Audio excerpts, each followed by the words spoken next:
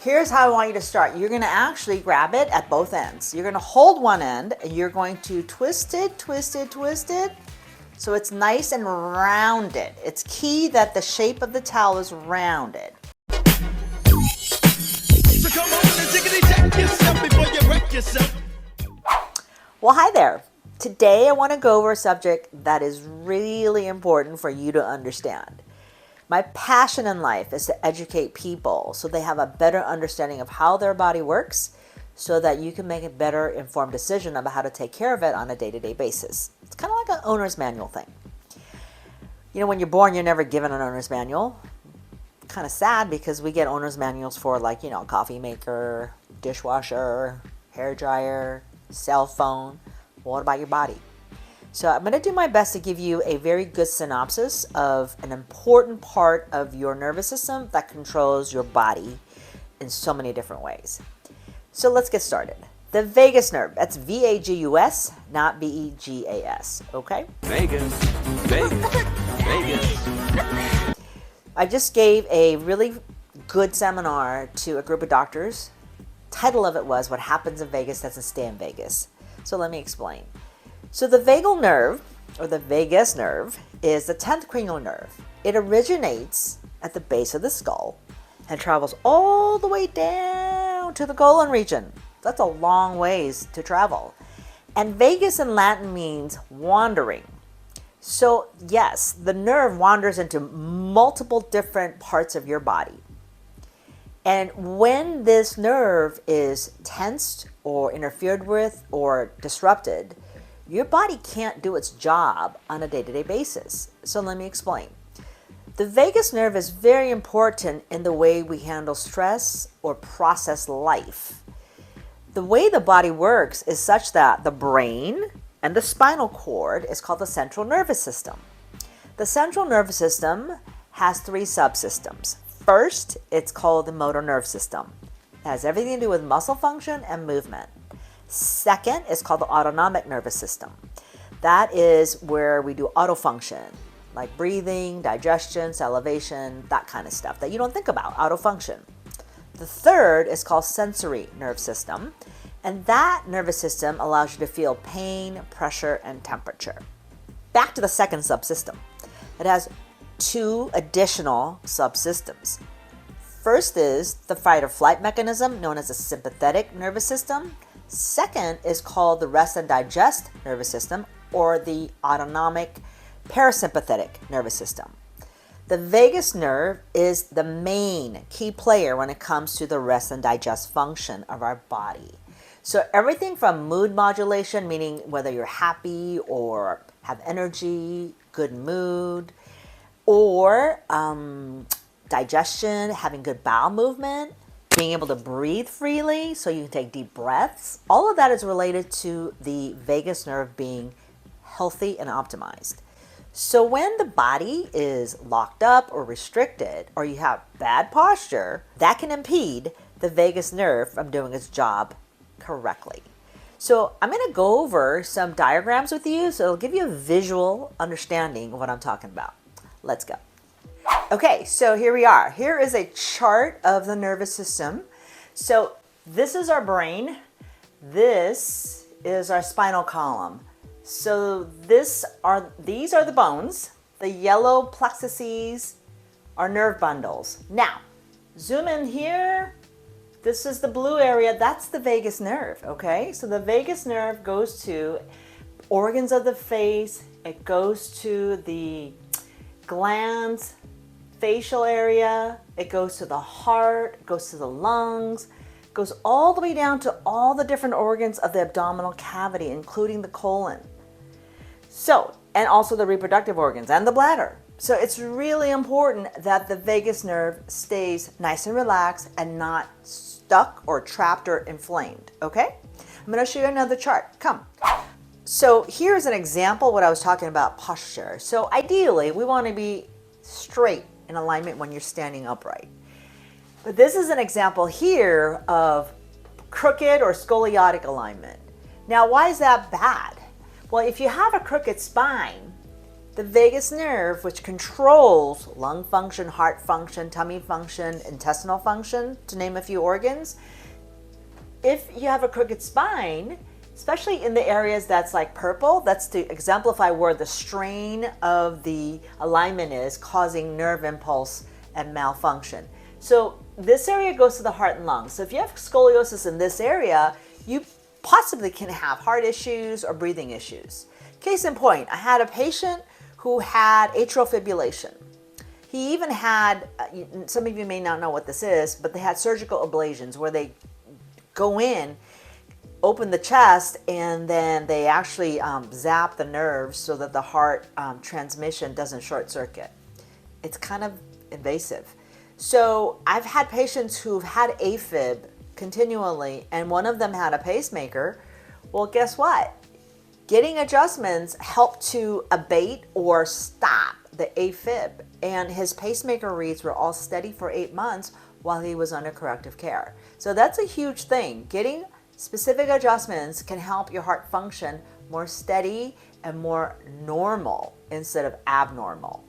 So this area here goes to the stomach. So if you have crooked spine in the stomach or fixations in that area, you may have gastritis or acid reflux or digestive issues. Here in the lower area, that's the intestinal area. So if you have strain in that area or crookedness in that area, you can have malfunction in the nerves that go to your intestines, so you may have elimination problems. So I want you to just start to understand that the spine has everything to do with the way you feel and function. And there are natural means, physical means, instead of chemical means, to help you correct the issues you're having and to have no bad side effects. In fact, you have good side effects, which is getting back normal function. All right, so let's talk about forward head posture.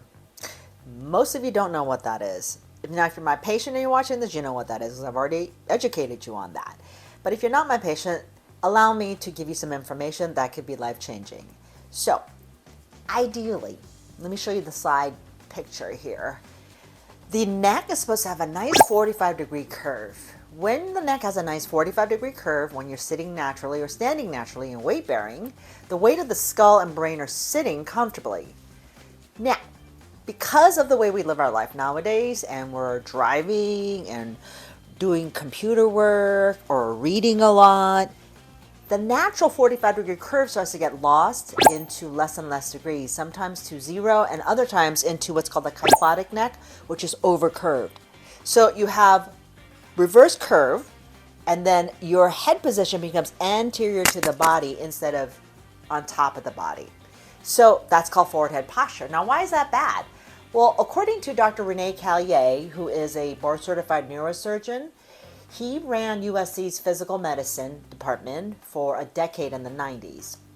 Brilliant man. He's passed on since then and when he did his research, but his legacy lives on because he found what happens to our function when we don't have proper neck curve. He found that every inch that your head is in front of your spine instead of centered over the spine, we lose about 30% of vital lung capacity. So why is that bad? Well, you need oxygen for every single cell reaction, okay? So if you're deficient in oxygenation, you're gonna start having a lot of issues physiologically. One that comes to mind is a state of anxiety. So I see a lot of people, in my 29 years going on 30, you know, if you do the math, I started when I was 2, okay? So just kidding. I've been in practice almost 30 years. So what happens is I get cases where people are on meds, like for anxiety and or depression. Well, if I start taking their history, when I start taking their history, I find that they sit all day, or they're looking down all day, or they're driving in a commute hour to 2 hours in a day, straining their neck. Well, the vagus nerve, as I talked about earlier, it originates at the brainstem. So if the head is forward, it's straining the vagus nerve. So the vagus nerve is responsible for mood modulation and cognitive function. So it can impact your ability to feel good or happy or relaxed it could impact your ability to shut it down at night. So if some of you are having issues being able to relax and go into sleep easily, it could be because you have a neck curve issue and forward head posture going on. So forward head posture is something that could be absolutely addressed. I'm going to show you a simple exercise you can do. All you need is a simple towel. So come with me. All right, so I'm going to show you a very simple exercise you can do to help your neck curve improve and to feel more relaxed in your own body.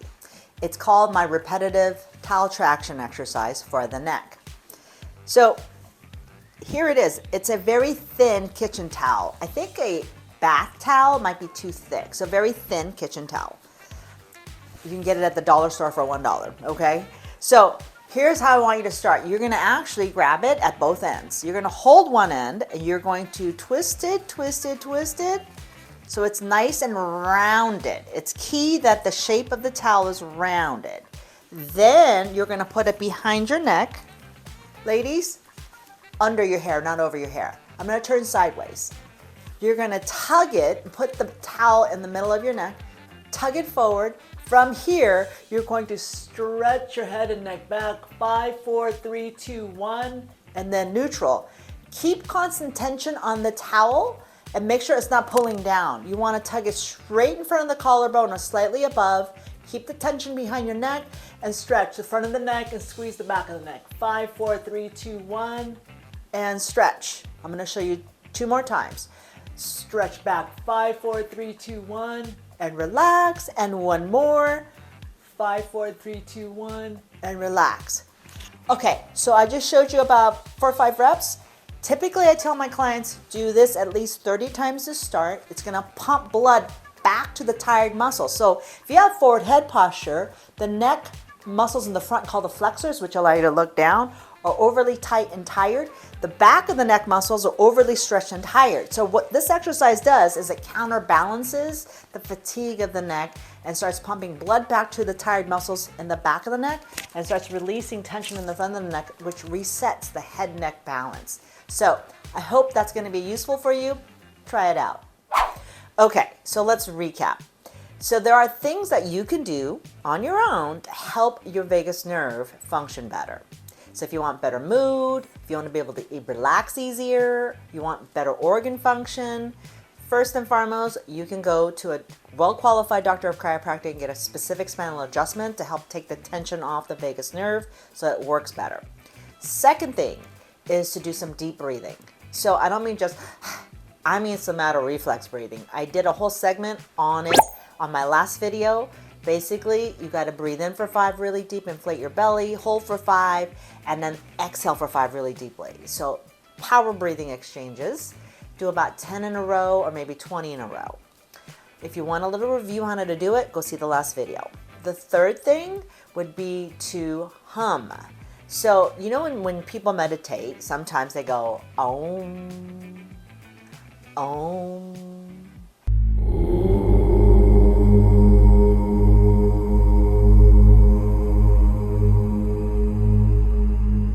So humming, Om, creates that kind of buzzing stimulation to the vagus nerve. So you can actually Om away at home and help your vagal nerve flow better so it relaxes you. The fourth thing is cryotherapy. So cryotherapy is that cold, icy therapy. You got to go somewhere to do it, or a cold plunge, or sometimes even a cold shower at home. How about for diving board?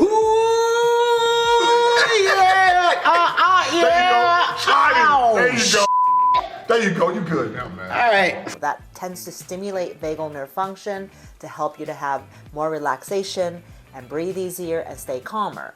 The last thing is something I love to do, which is laugh. You have to laugh, bellyache, laugh.